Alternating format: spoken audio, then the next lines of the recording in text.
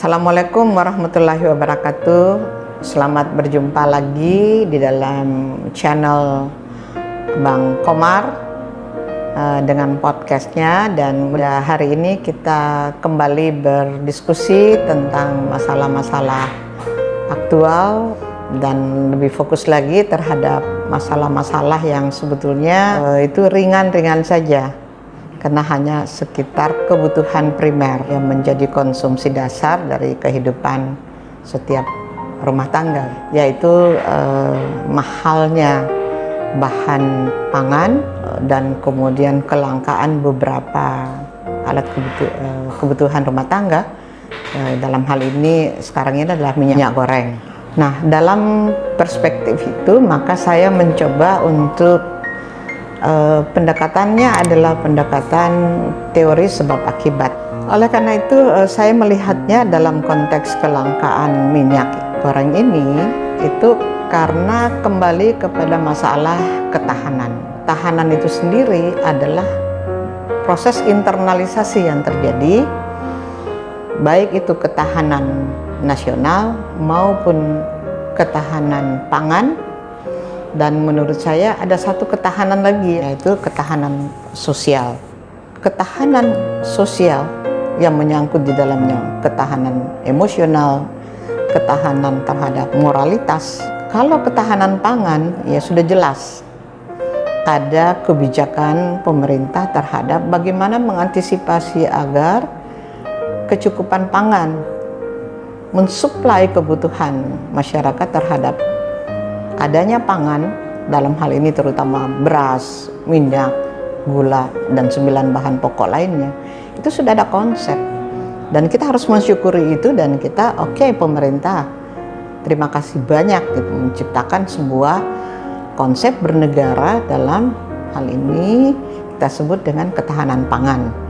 Meskipun belum sempurna, tapi kalau konsep ketahanan pangan ini dikelola dan dimanage dengan baik, dengan sistem kerja dari aparatur pemerintahan yang berwenang atau diberikan mandat untuk itu, saya kira insya Allah kita akan teringatlah masa Orde Baru bahwa kita swasembada, kemudian kita juga bisa bahkan mengekspor beras ke beberapa negara gitu. Kita pernah bernostalgia dengan kejayaan seperti itu. Nah, jadi konsep ketahanan pangan ini itu kalau dilanjutkan saja menjadi suatu kontinuitas di dalam bagaimana kita mengelola, memanage kebutuhan rakyat kita, maka tidak akan muncul ya kondisi seperti sekarang ini. Memang sangat ironis ya, sangat prihatin kita membaca dan mendengar bahwa Indonesia yang terbesar, mungkin terbesar di dunia, memiliki lahan sawit, bahkan kemudian kita ekspor. Jadi suatu keanehan atau suatu fenomenal yang sebenarnya juga sekaligus ironis, ibarat ya ayam yang mati di lumbung padi, kalau kita melihat dalam konteks itu. Tapi kemudian mengapa ini kemudian terjadi? Nah, ini ada yang terjadi, ada sesuatu yang perlu kita lebih amati mendalam. Di mana nih letak permasalahannya begitu? Kalau kita menganalogkan ayam yang mati di lumbung padi, ada apa nih? Kalau saya berpikirnya mungkin seperti ini, ada semacam emosionalitas dari orang-orang yang mungkin tertuduh dia monopoli, kemudian dia monosomi, kemudian disebut sebagai oligarki dan seterusnya. Nah, itu sedang banyak orang yang kemudian tanda petik mungkin diberi judul sebagai anti kemapanan bagi orang-orang yang sudah terlanjur hulu sampai hilir dikuasai. Padahal di Undang-Undang Dasar pasal 33 dikelola bersama-sama untuk kemakmuran rakyat. Kalau kita mau melihat manajemen ini manajemen yang terukur dan berkeadilan dalam ekonomi, misalnya seperti itu, berkeadilan di dalam produksi, maka harus ada pembagian. Jangan kemudian dari hulu sampai hilir itu dikuasai sepenuhnya. Jadi nggak salah juga kalau ada rakyat yang mengatakan kok kayak gitu sih manajemennya. Jadi ada monopoli, ada monosomi, hanya segelintir orang menguasai sekian banyak jumlah aset Saya kok berpikir mungkin saja para oligarki ini, para pengusaha besar ini ya ngetes. Wah, dia keep aja gitu kan. Dia tahan aja satu jenis produk yang sangat esensial dalam kebutuhan rakyat. Contoh yang sekarang ini kan menggelepar semuanya. Oleh karena itu saya melihatnya ada yang salah di dalam konsep ketahanan ini kan. Kita ada ketahanan nasional, kita ada ketahanan pangan, tapi ada satu yang kemudian menyebabkan kita untuk masih tetap utuh sebagai bangsa, yaitu bahwa kita masih ada ketahanan sosial. Ketahanan sosial ini kita lihat kan seperti itu dalam solusi sekarang ini, bahwa diberikan subsidi. Jangan khawatir, saya juga baru mendengar bahwa Menteri Dalam Negeri, Menteri Perdagangan bersama-sama dengan Kapolri itu sudah mengadakan pertemuan di satu tempat untuk melihat ternyata memang barangnya itu sudah ada 50 juta liter minyak yang sudah ada di lokasi itu yang segera akan dideliver kepada pasar-pasar. Manajemen pro rakyatnya kelihatan memang pengadaan itu segera diadakan dan barangnya sudah kelihatan disaksikan oleh Kapolri dan Menteri Perdagangan sudah mengatakan ini loh barangnya. Jadi implementasi daripada pemahaman Pancasila itu sendiri ya dalam konteks kemanusiaan, dalam konteks keadilan, saya mengartikannya sebagai ketahanan sosial, ketahanan emosional, sehingga rakyat masih mau sabar,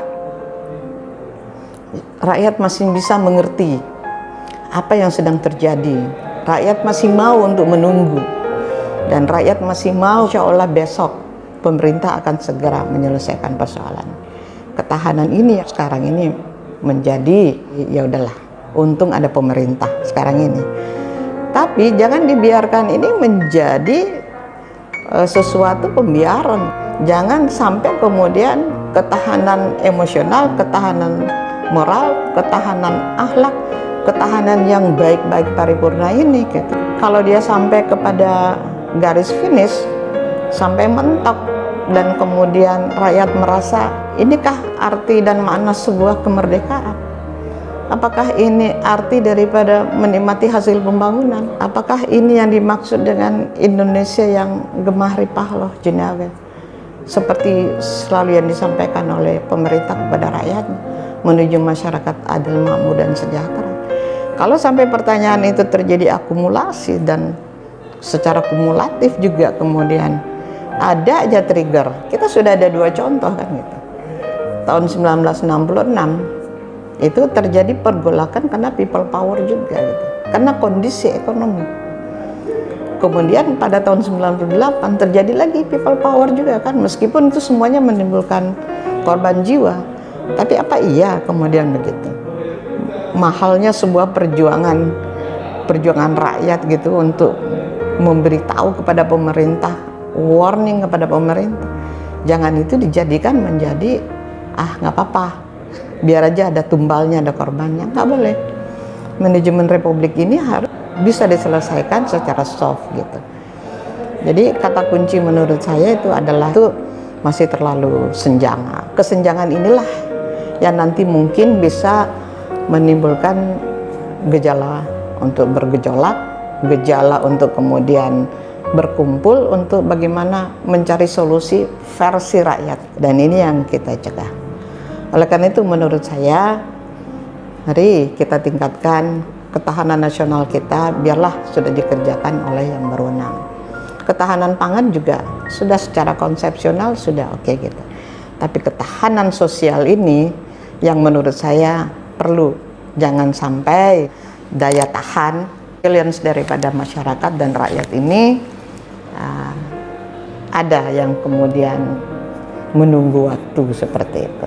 Saya kira mudah-mudahan Allah Subhanahu wa Ta'ala tetap menjaga dan meridhoi semua perjuangan apapun dan siapapun yang ingin terus berkontribusi untuk mewujudkan Indonesia yang maju, sejahtera lahir dan batin berdasarkan Pancasila, dan tentunya meningkatkan keimanan dan ketakwaan seperti itu. Anggap ini sebagai ujian.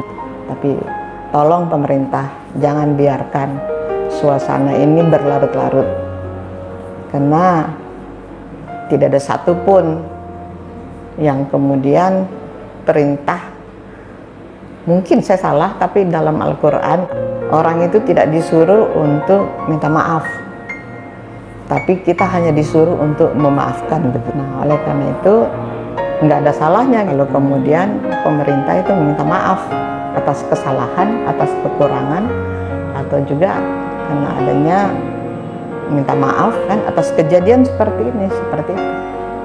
Karena saya yakin rakyat masih akan memaafkan. Tapi jangan biarkan ini lama, karena akan muncul bukan lagi maaf-maafan, tetapi kemudian menjadi suatu gejolak yang kita sebut dengan moral force, yang akan berubah menjadi people power. Saya kira itu share saya terhadap kondisi sekarang. Makasih. Assalamualaikum.